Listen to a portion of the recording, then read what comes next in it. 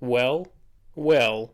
Well, So what makes PhD fieldwork enjoyable? Is it the views? Is it the flora and fauna? Maybe it's the people. I'll fight for field work. Yeah! Well, actually, I think it's something else entirely. I think it's the suffering. Fieldwork can be quite hard on the mind and body. It really just kind of hurts. There's a lot of sharp and pokey things in a lot of the environments you go into.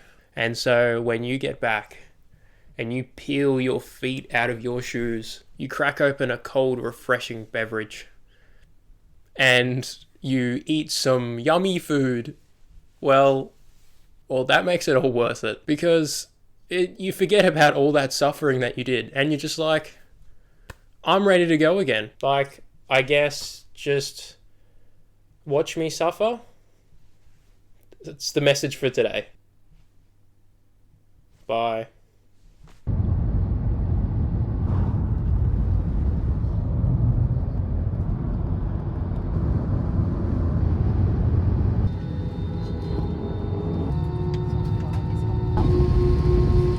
Bulkhead. You'll need to put all your belongings in the overhead locker.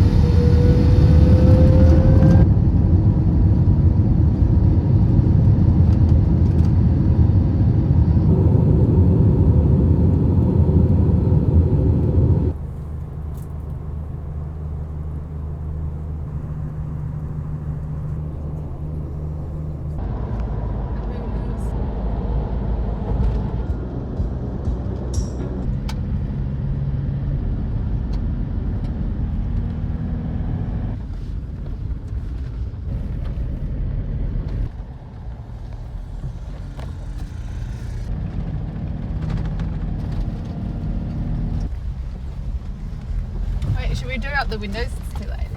It's too late. It's too late. We're gone.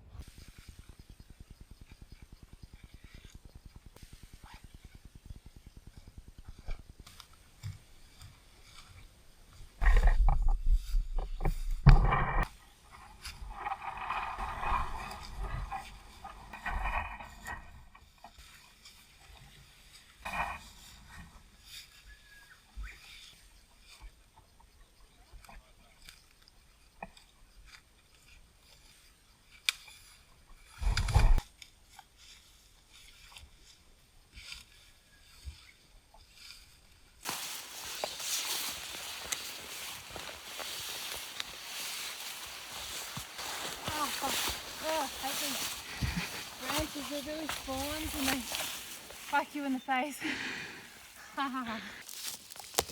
Yeah. Ooh, this is interesting. This is not like, okay, I don't know what this is. Yeah, whoa. Out here? I don't know, I just feel like I've seen them in places that's like not near water. We should find that out. Well, it's quite wet. This I would be like... terrified if I saw a yabby in the bush.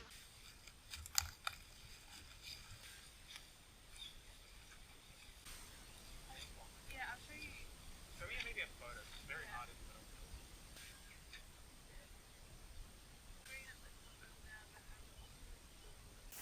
Yeah, it's very cute. It does look like a little seashell.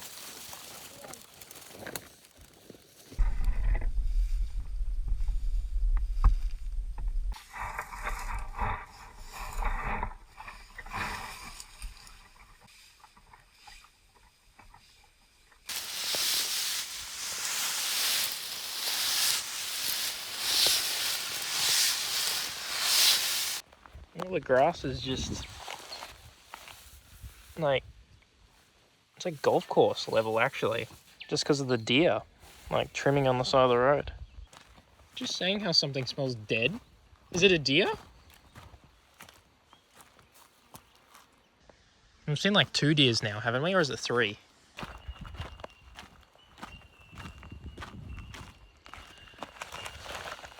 So what is this? The horse dung fungus. I'm guessing It's a fungus. that looks like horse. dung. Okay, that is crazy. I don't think I've ever seen that before.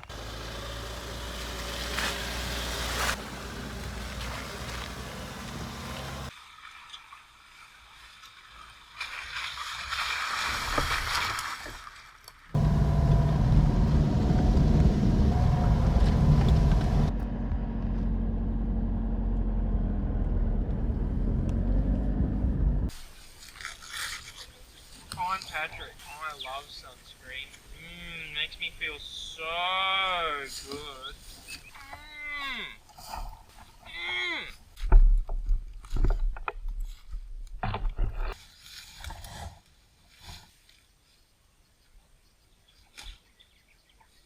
Huge termite mound over there.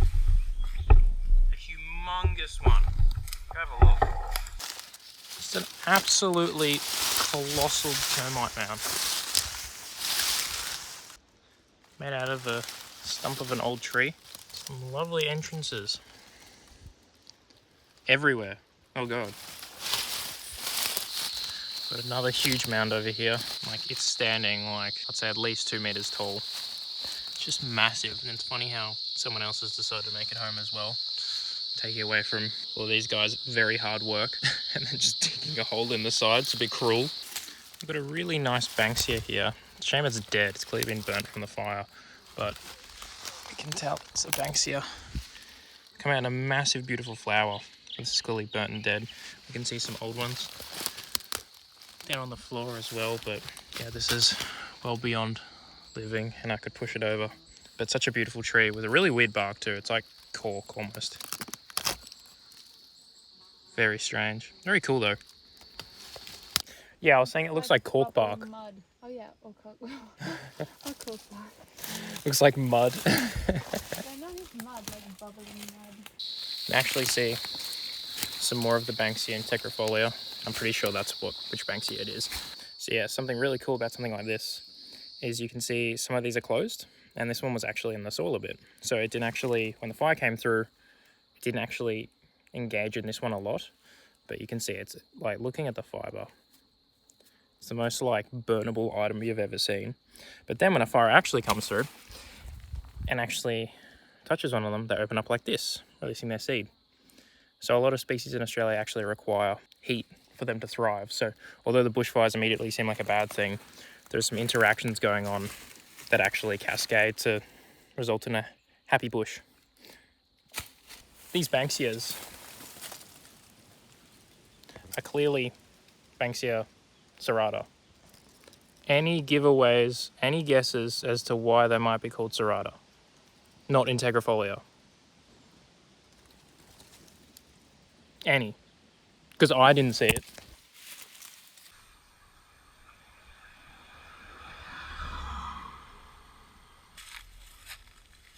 You what?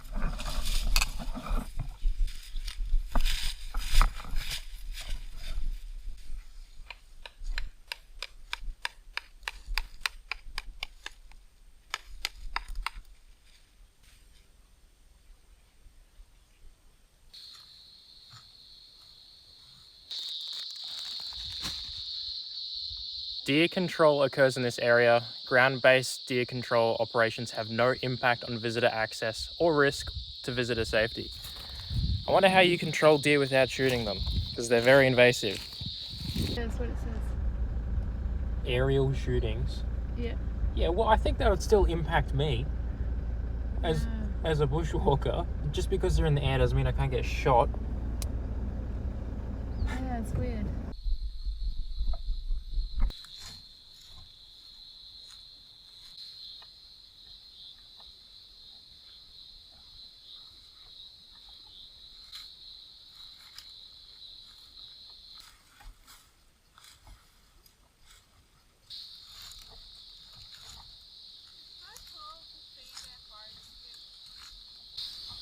Yeah, you can see clearly a lot of digging though.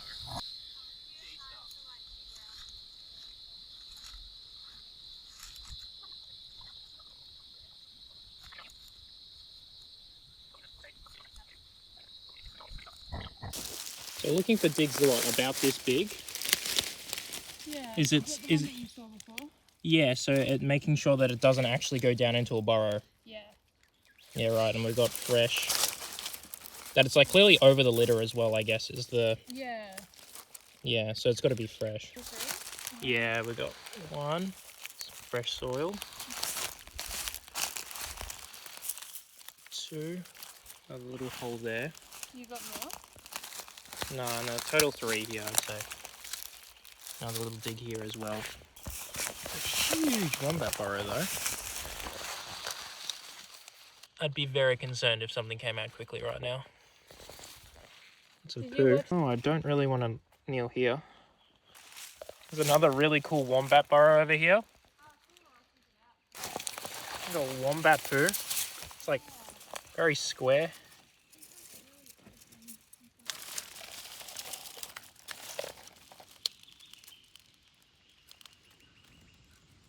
Very angry at my presence. I know they don't look like much, but oh my god, they hurt. What'd you do to upset him? Existed.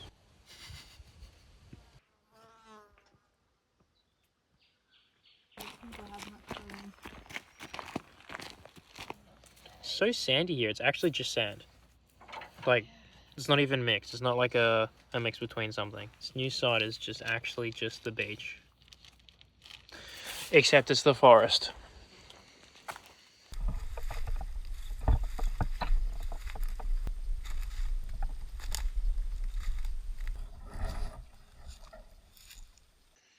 Happy Wanderer. Really cool colour.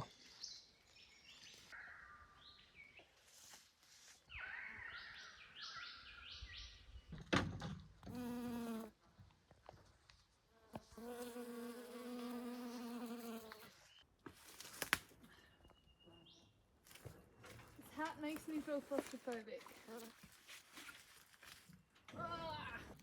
Oh, that smells really good. Ooh, let me have a smell. Need a big whiff. Wait your turn. Oh, I'm just so desperate to smell it. Oh, they smell delicious. See a little collection of flowers just in this area. Oh, well, a little less of a collection. But the big red one is a Coria. Well, Sight, you really rose to the occasion today. I'm really rooting for you.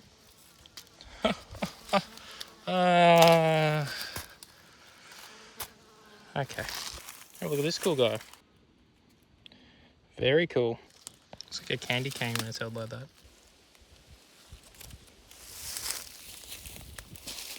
Oh, that is so you're right. Cicadas are so loud today. It's really humming along in the forest. I don't know where the rest of the tape has gone to show where we're going. Just kind of, I don't see any more indication of tape, so... Follow the pink tape, they say. You won't get lost, they say. I'm hungry, I say. Ooh, new tape.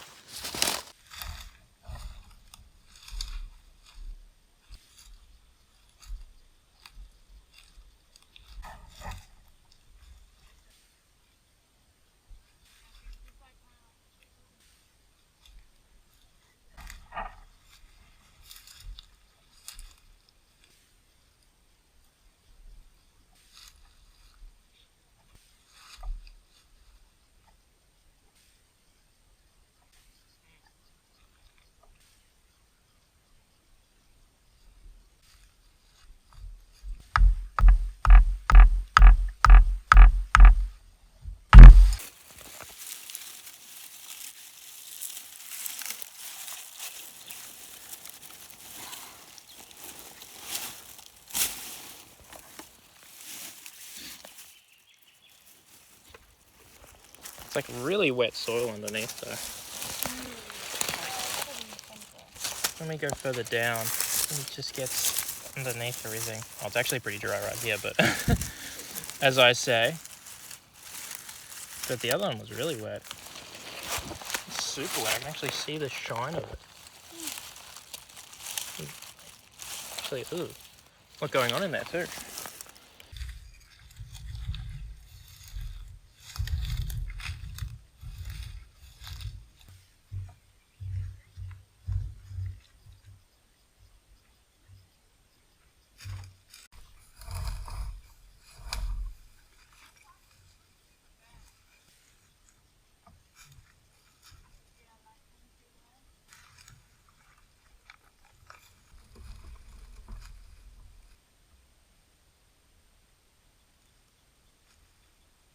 Now here we found something really cool. I love these. So this is a sundew. So it's actually a carnivorous plant. And what makes a sundew really cool is, see the tiny little droplets on the end of like the red spikes? They attract and trap insects in them. And this plant then slowly digests them kind of in the center there. And that's how it gets a lot of its nutrition, which is really cool. And it's just scattered about on the forest floor.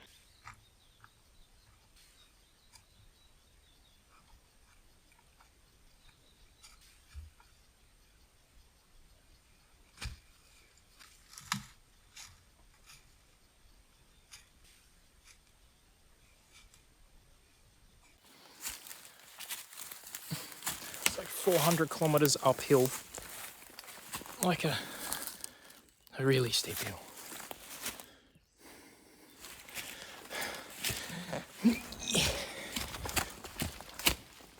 Ooh, lizard.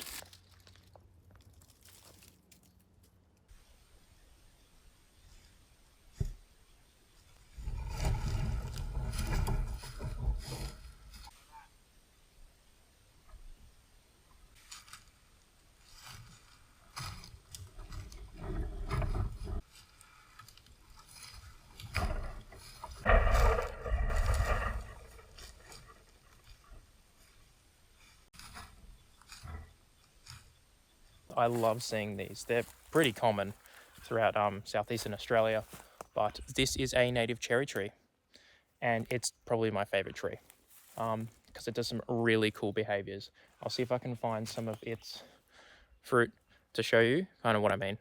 So why the cherry tree is so cool is because it produces these little cherry-like or berry-looking little bits, and these are actually not fruit at all.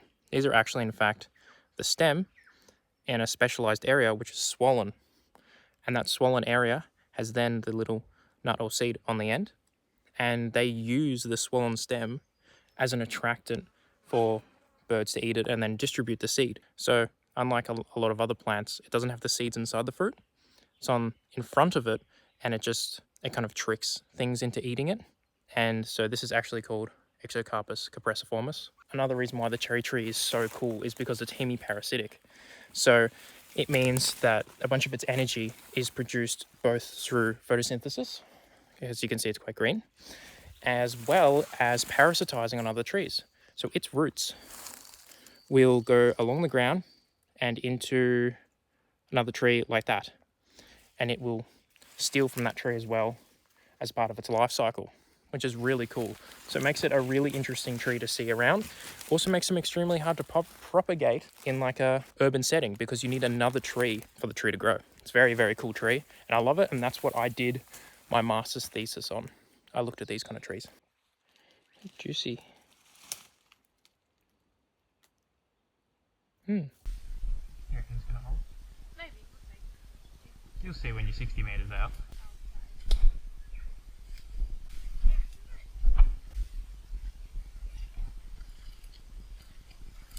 Doesn't have to be perfect, just has to be consistent. If you're consistently like slightly off, then you're alright.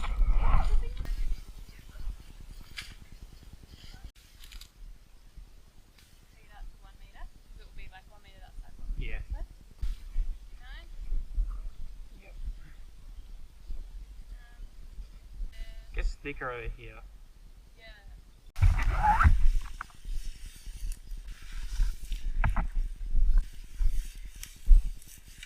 Describe your feelings. Feeling like this bush doesn't want us here.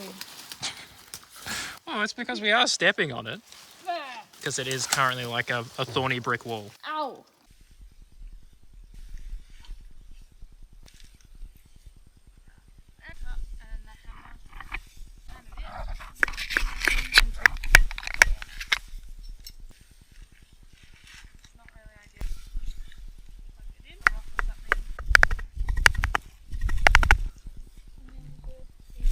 Like when you look at where we've walked through, you can see like the little alley that we've made. Now, what do we say? We're grateful for our jobs and we're happy that we're here. Yes. My arms are bleeding, yet we're happy.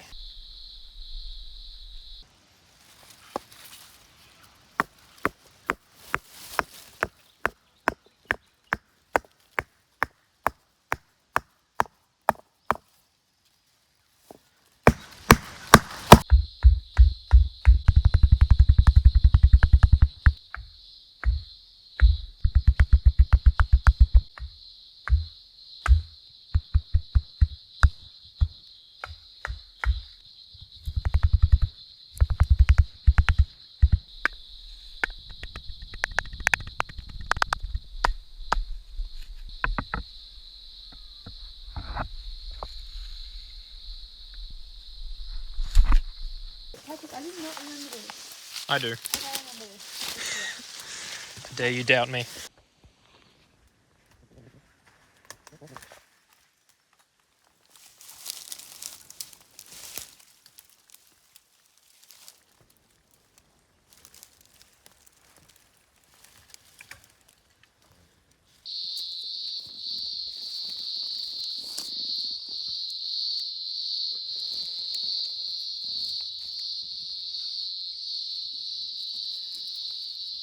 A beautiful, perfect square in the soaking wet bush. I'm very proud. An even more beautiful, smaller square. I reckon this one's even better. Alright. Fast core. Fuck. I hit a rock. So, orchids' seeds are really, really tiny, like the size of a poppy seed. And unlike other seeds, which are often large and they have lots of energy stores to allow the plants to germinate, orchid seeds don't have any energy supplies at all. And so they rely on their fungal partner, which will colonize the seed and give them enough energy for the seed to germinate. And as you can see, the orchid doesn't really have any leaves. Sometimes they produce a couple near the time of flowering, but they don't have any any leaves because they don't need to photosynthesize because they're using their fungal partner to get the energy they need. Since the rain, I can't believe it, all the orchids have disappeared. Like we saw like heaps of them around, but now we found one in total. Oh, and look at that, a peg. And this is like has been eaten. I think that's what it is, unless it's like something else that I don't know. So what is it? Like, so it's a casing of a truffle. I think it looks like that at least. I'm stoked right now. I think, I don't know exactly what fungus this is, but I'm really excited that we found one. A little truffle. That's really cool. So if you like press it in, this on top is a little aperture. Maybe it's like dead, it doesn't have any spores left. But usually what will, can you kind of see that puff of Yeah. spores? Oh yeah. Spores. If like a raindrop or something falls on it, it'll like stimulate it to like puff the spores up. That's so cool. So pretty around here. But the biggest problem is by far ticks. You can't see them. They're so small. Get just in your shirt or something like that. And you only find them until it's like it's too late and they're attached.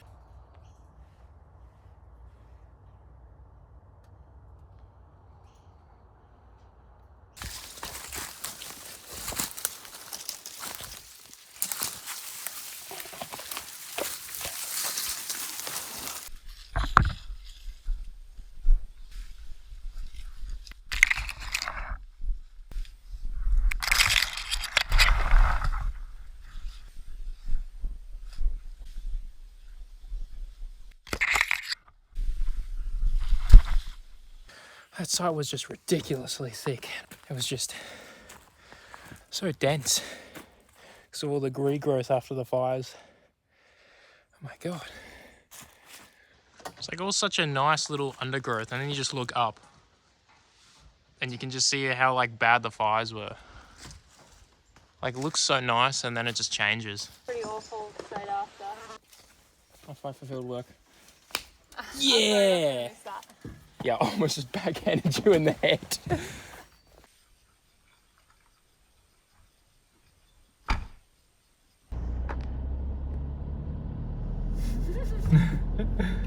Little model. It's just taking his time.